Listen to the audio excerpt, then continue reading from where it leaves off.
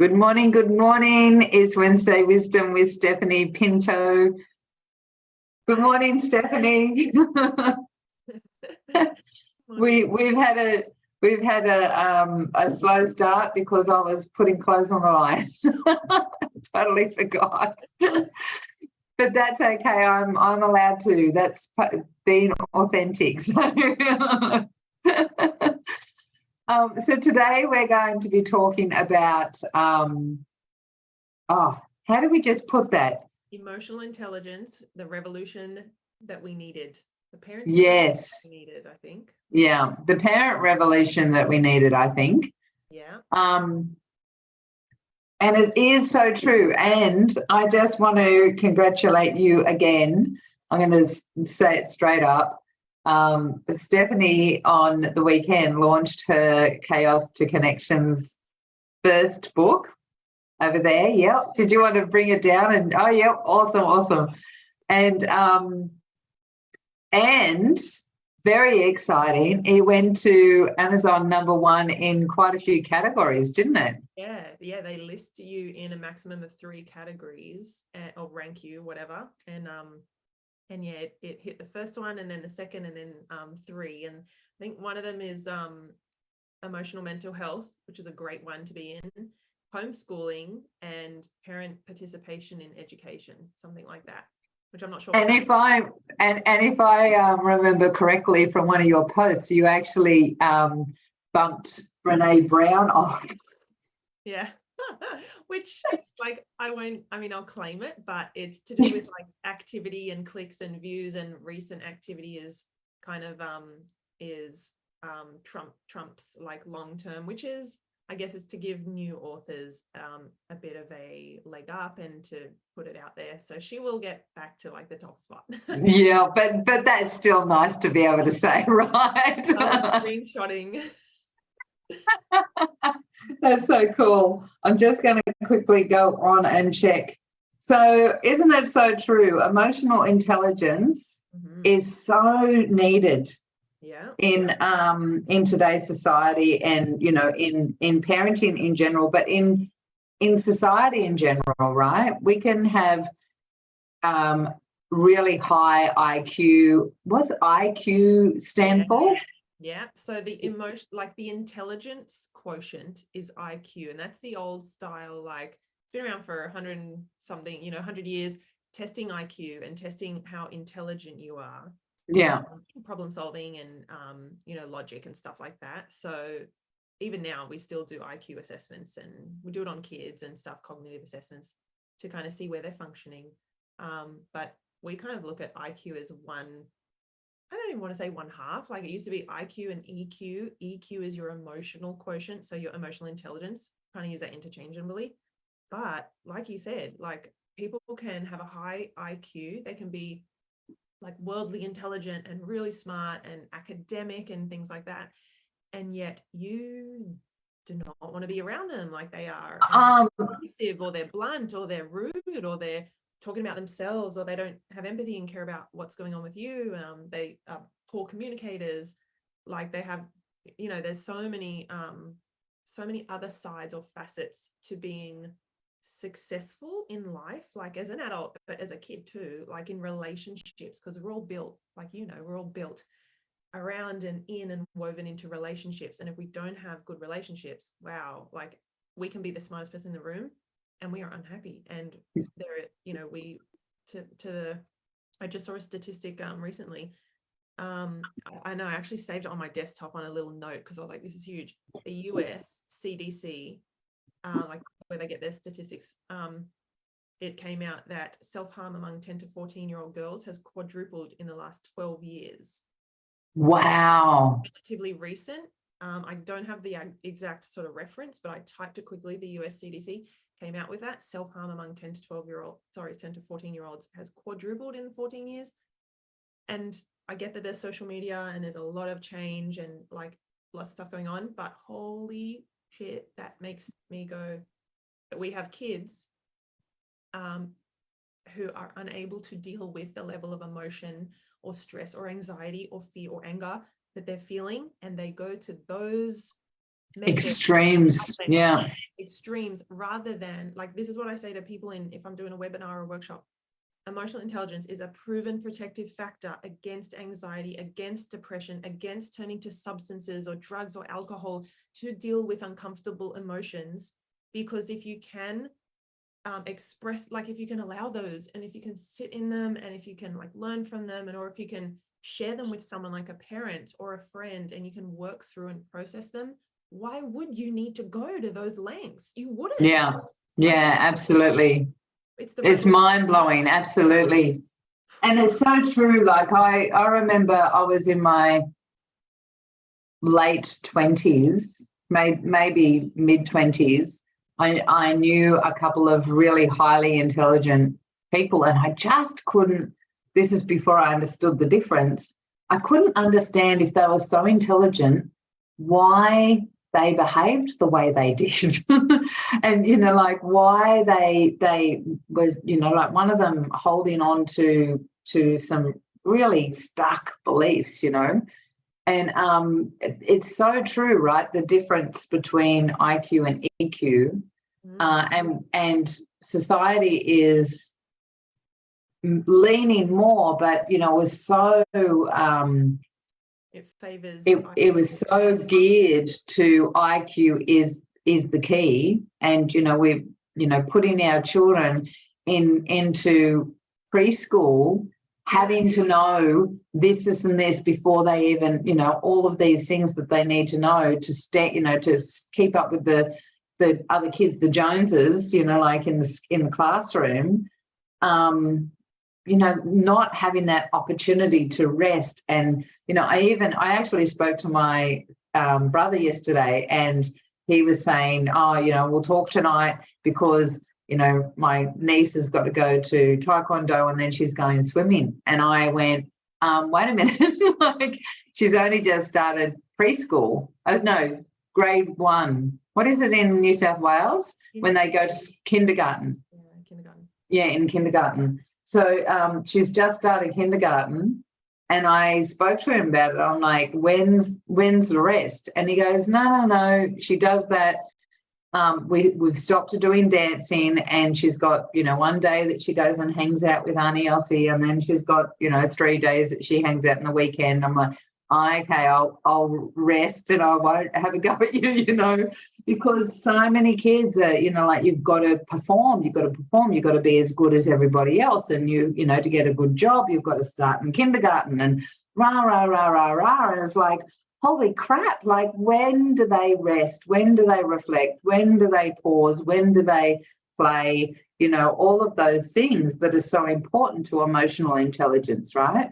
Yeah. And, like, I would assert that both of us didn't really grow up with time for emotions. There was no time. Like, not that I was overscheduled. I did swimming, I did basketball, well, I did netball and basketball, but we didn't make time. There was no time, and we didn't talk about emotions. We didn't, you know, look at them and understand and talk to each other, like, really talk to each other. It was very, you know, surface level, you know, things like Same that. here. Yeah. And you know, we all know the, you know, speak when you're being spoken to, kids got to be quiet, you know, like, all of those old school sort of mentalities.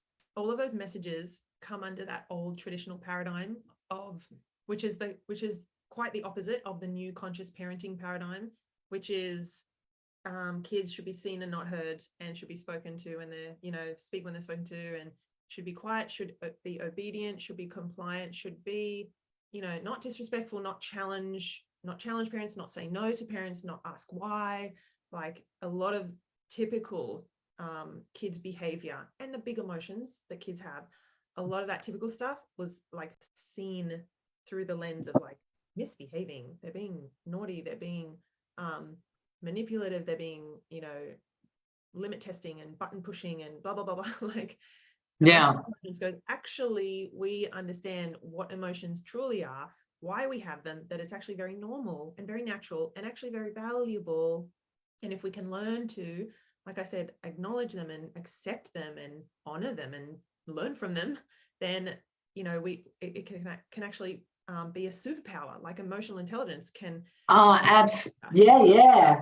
to, you know, like look at me, like with my learning of understanding and having a grasp on my emotions and being able to move through them rather than, for example, anxiety taking over me.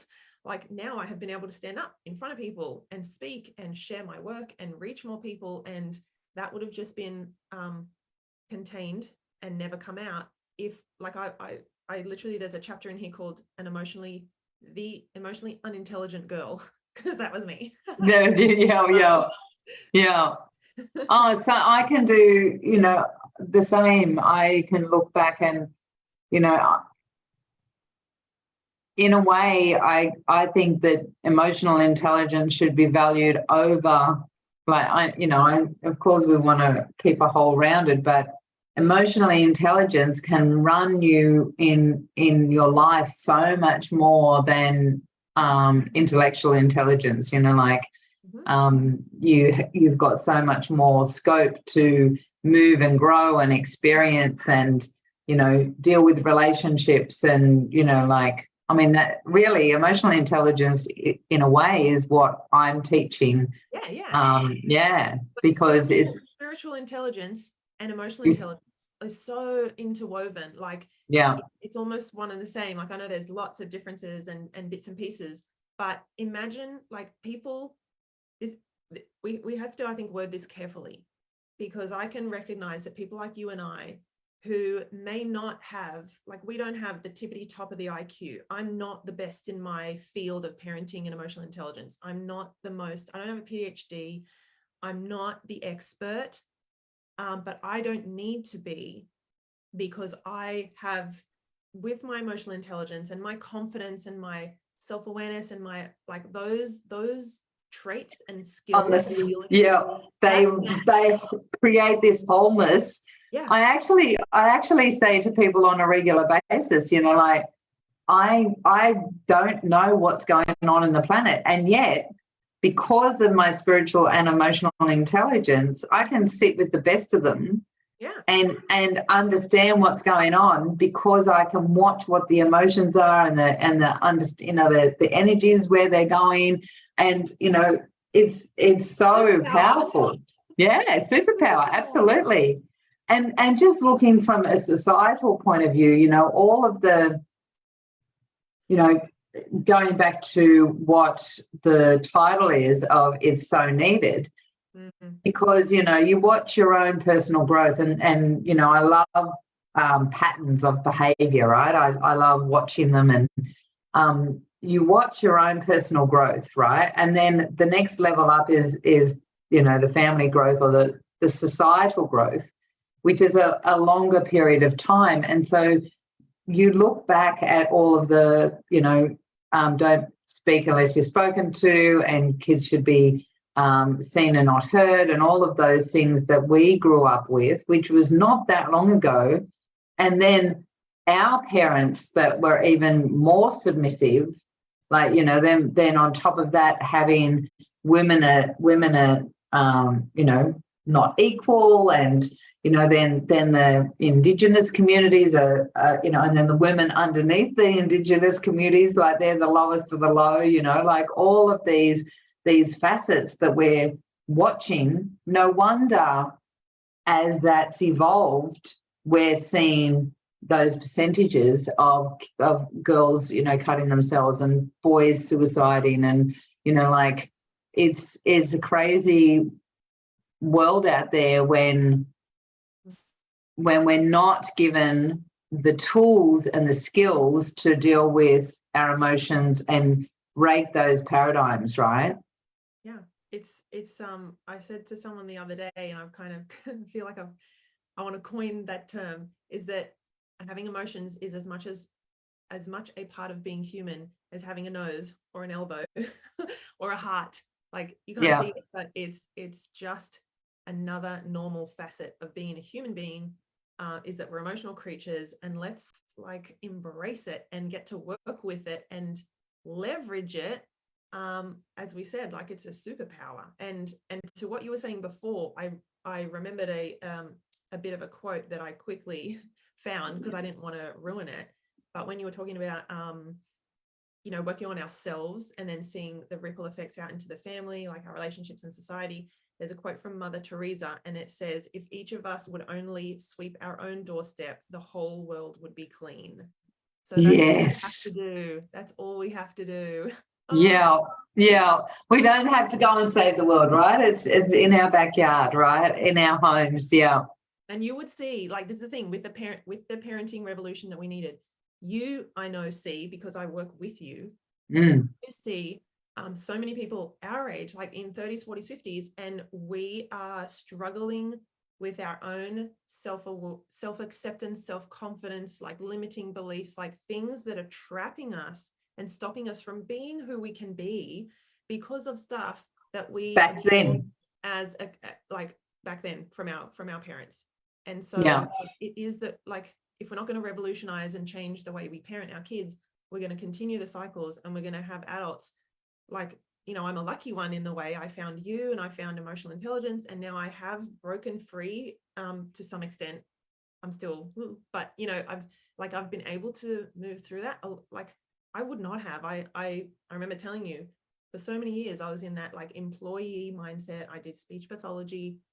I was the longest sort of speech pathologist in your area, wasn't? Yeah. And people would say, oh, go for that manager job, or there's a thing coming up, and I go, no, that's not me. I just do my work and I go home to my kids. And I was so like, I literally thought that was what I wanted, and that I was just happy where I was. But actually, in hindsight, it was that I never even fathomed that there was anything that I could have done outside of like beyond that. So that's like, a lot of people stay in that spot, Absolutely, yeah. And look at the book that you've created.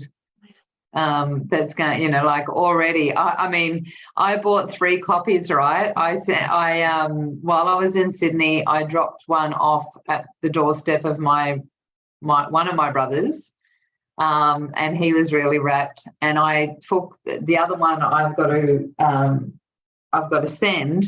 But I showed my mum, because I went to the nursing home and spent some time with mum, and I read the first page to her, and so she's like, oh, I really wish you'd bought one for me. So I left my copy with her because, and she said, so she went on about when she was bringing up the boys, the only parenting book was this Dr. Spock. I don't know if you don't know any, like I've heard the story so many times. We only had one, and and your father thought it was ridiculous and blah blah blah. And so they didn't have much guidance, like it was only what their experience was before. And so now to be able to, and can I just say that it's we've got to be careful not to go to the extreme of, like allowing our children just to be completely wild as well, because they do need the boundaries. But it's finding that balance, which is what your book is all about, right? Yeah. There's a whole lot in there about boundaries and things like that, and how we can kind of guide and mentor, and we have to herd our kids a little bit, because they're going to fall off the track. They're going to use hurtful words, or they're going to do something silly or dangerous, or they're going to, if we let them, they'll have 20 lollies for dinner and never brush their teeth and skip homework, They're here to like learn about our world and what can I do and have and things like that.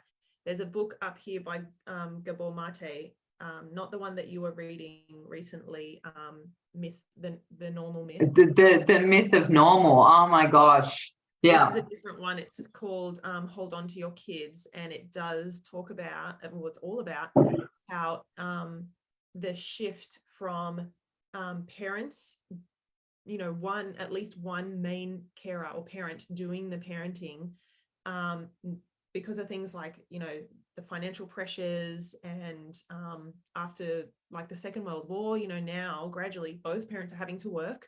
My mom mostly raised us. Now we both have to work to pay just to live. And so kids are going into childcare really early. Like, I know there's a sign on the one that I drive past, and it's from 6 weeks kids can go in. Oh, wow. Weeks until like, 6 kind of thing. And that's a long daycare. So kids are going in earlier. They're going for long hours in the day. They're being looked after by, yes, trained professionals. However, they're not a parent who has that unconditional love, who is teaching them values and has a lot of time one-on-one or one-on-two, like it's 1-on-10 or 2-on-10.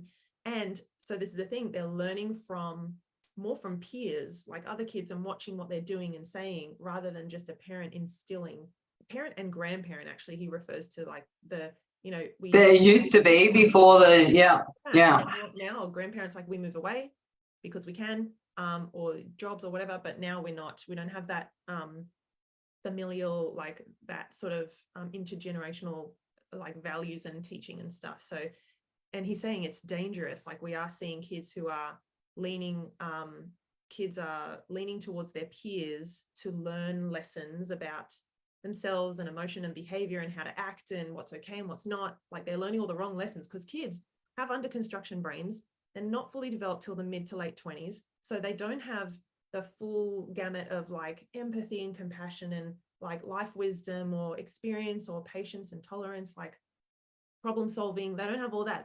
They're also quite egocentric, and they make rash decisions. They have low impulse control. Like, we kind of kids teaching kids is what we're because the brain waves haven't even developed, right? They're still in, I don't know what brainwave it is, but it's beta. The same, what is it? Beta brainwave. Beta. So same brainwave. The same hypnosis. Being hypnotized, right? So they're absorbing all of this information. Yeah. Which is why we call them sponges. So yes. Like, what are we putting in the sponge? Is it like other kids at school or daycare or whatnot?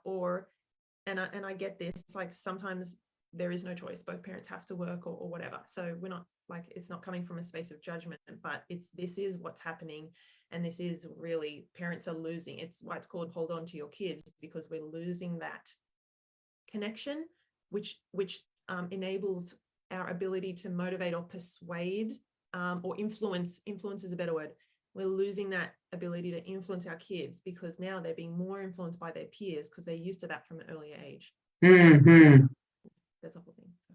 Yeah, so in saying all of that, this is where it's so needed, right? We need to actually really start focusing on emotional intelligence and boundaries and, all of those aspects that, yes, intelligence in, the mind's intelligence, but let's bring all of those other aspects together at the same time and, create that wholesomeness that we want in our children. And let's see if we can bring those statistics down, right? So can you just really quickly share a little bit about your book, because it's been so exciting. And I know that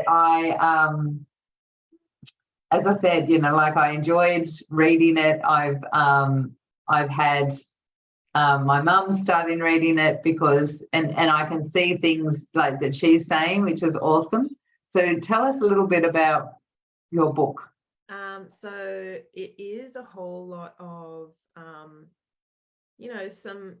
some learning and unlearning about emotions and about parenting and about our kids, even their behavior and what kids may be challenging or disruptive, defiant behavior looks like. So I would say it's best for parents of kids who are in school, like primary school or high school, even preschool, but having in those moments where you still are around your kids a lot, it's still beneficial for older people, for people with older kids. But there's a whole lot about what emotional intelligence is, how to bring it into your home, how to bring it into your family, into your relationships. Like, it's not rocket science, but we're just not used to it and we weren't taught it. So yes. And there's nice little stories in there and things that I think will resonate with a lot of people. And so, yeah. And so we're going to give a signed copy, a signed copy away to somebody. So if you're watching this, I know that a lot of people watch the replays more than get on live. So we're going to leave it for a whole week. So if you watch this, and you would like to go into the draw to win this beautiful, amazing book, even if it's for someone that has the such and such would really enjoy this, jump in and just put yes please in there. Yeah, and what they could do, guys, if you could, like Elizabeth said, if you're watching it later, don't worry. Like if this is the replay and you're like, oh no, it's 2 days ago, I missed it, doesn't matter. Put in yes please. I would love if you can tag someone who you think might enjoy reading it or just might want to know a bit about emotional intelligence, someone, a friend or a parent or someone like that. Tag at least one person. That would be awesome. And also, if you do want, you could put down your best parenting tip or like a parenting hack or something that helped you as a parent with your kids, or just the parenting role, the journey in itself. If you put down a parenting tip, that would be really cool. Because then it helps us to kind of share what works and share support and ideas and things like that, because parenting can be tough. And, the more that we're able to help each other, then you might put down a little tip that just worked wonders for your kids, or that brought you closer together, or opened that can of worms when they were upset about something. And then that might really make a change for someone else. So that would be cool. Absolutely. And we've already got 2 yes pleases. and Helen's just make sure that you have a postal address that I can post it to, because wherever you are in the world, I know there's lots of different beautiful, amazing people here. And in the past, like when I've gone to send things, it's if we can't send it, like if there's not a proper postal thing, it's been turned around and sent back to me before. So I'm like, please make sure that I can post it to you. Yeah, absolutely. And so Stephanie, when we finish, you can also jump in and just put your link in there so that people can buy the book, because is it still on the launch price? Yes, it is. So it'll be there, I don't know, we just like maybe a few days. So I will put the links in. There's the Australia, US, Canada, UK, Amazon link. You can get it anywhere there. It's paperback or ebook. So if you like to just have it on your phone, you can. And audiobook will be coming at some point when I have time. Yeah. So awesome. Thank you so much. It's been a pleasure talking to you again. I love the conversations that we have. I really think it's important for us to be talking about parenting, especially as women. We need to be back in talking about all the things that are important to us, right? Definitely. Thank you. Yeah. Someone's already put a parenting tip as well. There is nothing more valuable for your child than your undivided attention. Oh, I like that one. And that is... Thanks, Helen. Gold. Yeah. That is attention and connection. Absolutely. Thank you so much, Hun. And if you are watching the replay, put hashtag replay in here, and then yes, please, if you'd like to go into the draw, and we'll draw it before the next, and then just before. We could announce it. That's right, for the next week. Yeah, sounds good. Awesome. Take care, everyone. Enjoy your week, and we'll catch you soon.